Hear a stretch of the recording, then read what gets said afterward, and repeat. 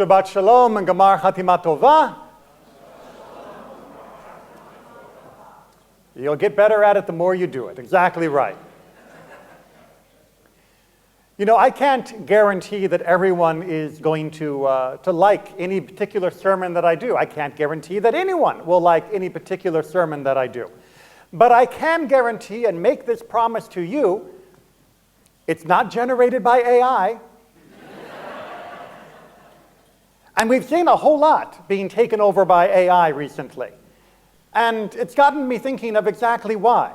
Because, be honest, when you're reading an article online and it suddenly starts sounding a little cookie cutter or not quite what you would expect from a talented writer, you begin to suspect that this wasn't written by a human being, right? Your little AI antenna begin to flicker. When you see a picture online that's accompanying an article, or maybe even one of your friends have posted it on social media, and there are just a few too many fingers in the picture, maybe it's some AI. And as someone else mentioned, when you get a nice robocall, which in the old days just meant it was playing a recording, now it can pretend to be your best friend. And it can even respond as you talk to it, but you can still tell there's something off, and it's probably AI. If we're all so good at detecting AI, why are companies using it? Well, because in their estimation, it's good enough. That is to say, it does, maybe 70, 80% of what a human would do in that same situation, but at a fraction of the cost. And if you're able to reduce your costs by 80%, while only reducing your quality to 70% of what it was, you can take that to the bank, right? It's good enough to get by. And if it's good enough to get by, why would I try and do better than that? Good enough. It's good enough. And the discomfort that many of us feel with this surge of AI integration in our lives in ways that don't enhance what we want, but instead degrade what we normally get, well, that feeling should be striking deeper than that, because this is not the beginning of the good enough mentality. AI has kicked it into overdrive. It has turned it up to 11, as they say. But we've been settling for good enough for a very, very long time. Who here remembers what a peach, freshly picked from a tree, that has to be washed because it has that fuzz on the outside, but when you bite in, it has that incredible flavor? Who remembers what that tastes like? If you don't have a peach tree, a few of you, maybe. But the peaches that we buy in the shop, they're good enough, right? They're not as good as those peaches, but those peaches are harder to pick. They cost more to process, and they don't last as long on the shelf or during the journey from wherever in the world they've been made. And so the peaches that show up on the shelf, they're good enough. And if you want watermelon, if you want strawberries, if you want other fresh produce, trust me, the best you're getting right now is good enough. And more often than not, we don't even get good enough. We get something that merely happens to be a step above wax fruit. I'm sorry, I'm a bit of a fruit nut, and I take it personally that the fruit of my youth is gone. I was willing to put up with only getting watermelon during the summer months out of each year, as long as it was watermelon, as long as it was that true flavor of watermelon. I was willing to spit out 100 seeds to eat good watermelon. But the watermelon now, they sell it because it's good enough, and because we're willing to settle for it, because we're willing to put up with it. Good enough is very profitable for those that are selling. Good enough is deadening for those of us who are consuming. And we have convinced ourselves that even for us, it's good enough. So too with the other foods that we eat. How often do we get a dinner that's good enough? Maybe we stop through a drive-through. Maybe we open up a can, throw something in the microwave. It's good enough. Do you remember what fresh bread tastes like? The one that you made. or someone in your family may.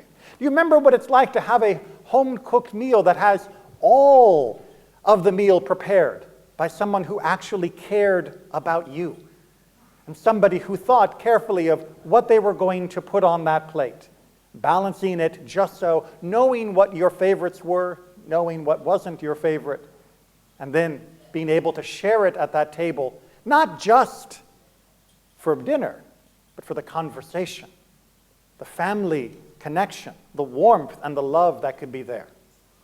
Nothing you get from a drive-through matches that. It's not really good enough if we remember what we actually want. And yet we have sold ourselves good enough to our friends as well. It's not only as consumers, but also we are sellers. How often do we interchange and interact with our friends in a good enough way? Well, I liked their posts on Facebook. What else do they want from me? I ticked the little thumbs up button when it reminded me it was their birthday. That's good enough, right? Isn't that normal? I mean, what else am I supposed to do? You want me to pick up the phone? You want me to actually have a spontaneous conversation with someone that isn't laid out in advance? I mean, what nonsense is this? That would be like, maybe if I heard they were in the hospital, maybe, I might do that. But on any other day, well, that's not necessary. I can maintain my friendships the way companies maintain you as customers. I can give them good enough of me, but not all of me.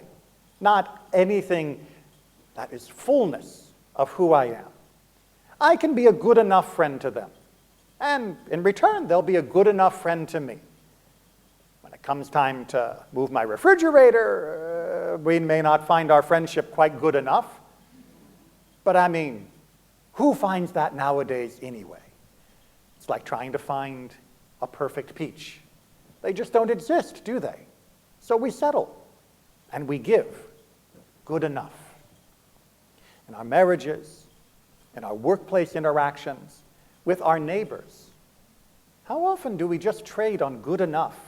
Just enough to keep it ticking over, somewhere below complete, like ignoring the other person or tipping over into violent aggression. We maintain it, good enough. Good enough is not really good enough. Think of the great dystopia that we have now tipped into. This last year, a brand new social media company was launched. I know it seems like they're there every day, but this one was special because the only member that will be in your social media sector that is actually human is you. All the other posters will be AI generated. All the responses to your posts will be AI. Perfection.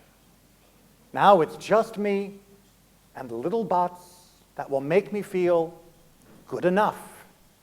Do I even need real friends if I can have the pixels on the screen hit those little endorphin centers in my brain and make me feel good enough? Now, it's not only in the modern world that we have destroyed our food supply, destroyed our relationships, and destroyed any sense of social cohesion. We can go back into antiquity and we see the same pattern playing out.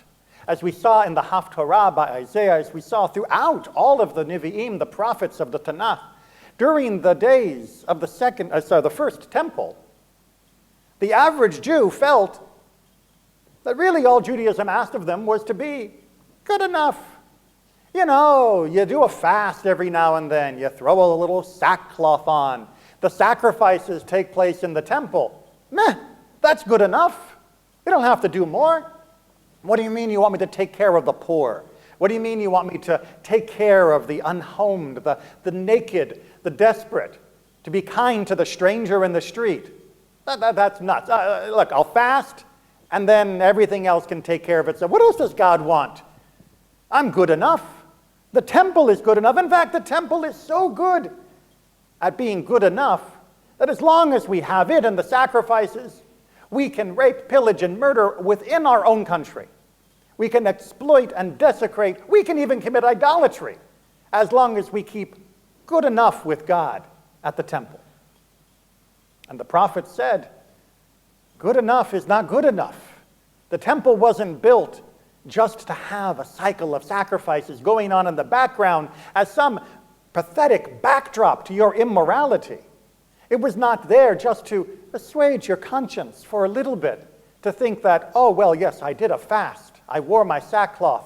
I rolled in the ashes. Now let me get back to what I actually want to do, because that must have been good enough. For hundreds of years, the prophets warned the people that this was not really what God was asking for. This was not really good enough. And that empty activities, such as a sacrifice with no heart, such as a fast with no spirit, was less than good enough. It was perverse. It was offensive. And that the temple was not going to save them. The people put Jeremiah in jail for saying that, for daring to imagine that God would kick over God's holy temple because the people weren't good enough. How dare you criticize the nation? How dare you raise your voice against God's holy temple? But Jeremiah was speaking for God. They were speaking for themselves. And history proved which one was right when the Babylonians rolled in 586 BCE. And it turned out the empty sacrifices, the hollow fasts, and the facade of the temple wasn't good enough. And it was put to torch, laid in ruins, and our people carried off into captivity. We kind of learned our lesson after that. We came back with a renewed spirit, with a greater dedication to God alone. But time and time again throughout history, we have continued to drift back into the good enough mentality. It's so tempting. There's a reason why in the modern world it has become so profitable, because we have always been tempted to just do good enough if we can get away with it. Now you're probably thinking, okay, Rabbi, so you want me to be neurotic. You want me to be constantly paranoid. You want me to never think that I'm good enough at anything that I do, that everything has to be done better, that I can never relax, that if I'm not in shul 24/7, that I'm not a good enough Jew and God will be angry at me and God's going to knock over my house, maybe by a hurricane. No, because, thank God, our ancestors saw that opposite and said, that is not the opposite of being good enough. The opposite of good enough is not to be neurotic. It is not to be obsessed. It is not to be paranoid. The opposite of being good enough is just being good and trying. That's all that God asks. God doesn't ask you to be the perfect person. God doesn't ask you to be the perfect Jew. Doesn't ask you to be the perfect friend, the perfect neighbor, the perfect parent, the perfect sibling, the perfect child. God just says, be good. There are eventually limits to what any individual can possibly do. And each individual will have different areas that they emphasize slightly more than the other. But to think that I'm good enough should be a warning sign in your mind. If you think, meh, stop and double check that. And if you start to think about what I can do instead and it's getting carried away, well, then you need to remember that other side of our tradition. On Yom Kippur, it says, V'initem nafshotechem. You will afflict, maybe, translations are hard, yourself, your soul. What does that mean? How are we carrying out this command that we read in the Torah reading this morning? What's that? We're fasting. Does it say we're fast? Does it say to fast in the Torah? Did we see the word som anywhere in that file or anywhere in that parasha or any of its conjugations? No. The Torah doesn't say fast. The Torah says to potentially, depending upon your translation, afflict yourself. Well, if I was going to be worried about being only good enough and I wanted to be higher than that, I might be led to believe that I need to wear sackcloth. I need to roll in the ash. I need to grab a chain and whip myself in order to be in contrition. I might decide that one day of fast is not sufficient, that I should fast for 2 days, 3, 4. Perhaps I should mortify my flesh again and again. The rabbis say, hold on. That's not the opposite of doing good enough level. That's not the opposite of turning in the C assignment to God. That's going nuts. That's going nuts. No. Afflicting your soul, this is what it means. They lifted us up from the good enough by saying that you had to do something, not just go, shame on me. But you only need to fast. No food, no drink, unless medically advisable. Talk to your doctor. No anointing, no bathing for no bathing except for hygienic purposes, depending upon what your needs are. Not wearing leather shoes as a sign of arrogance, and of course not being intimate with our spouse. That's affliction for a day. That's it. And those that add to that, those that increase their self-affliction, adding another day to the fast or adding some other mortification of the flesh, they are transgressing. There is a ceiling on our neuroses. We are not allowed to go crazy in Judaism. Indeed, when the Kohen Gadol was being prepared to deliver the avodah service, the special sacrifices that we talked about in the Torah reading, when the high priest was preparing, he had to make an atonement not only for himself, but also for his household. And the sages said, well, what do we mean household? Everything must be defined. Well, his household means he has to be married. Okay, there's no doubt that the high priest is going to be married, because you don't get to be high priest when you're only 18. But what happens if his wife dies right before Yom Kippur? Then he won't have a house. He won't have a household to atone for. He'll only be atoning for himself, and he already did that in the first sacrifice. So the rabbis, enterprising as they were, said, we prepare a backup wife. We have someone waiting in the wings. And should his wife drop dead, he'll quickly get married, and therefore he will be able to perform the sacrifice with the second wife as a backup. And then we've got no problem. But I can hear the Talmudic scholars in the room. I can hear your minds buzzing, because it's right there on the pages of the Mishnah as well. But what if the second wife dies too?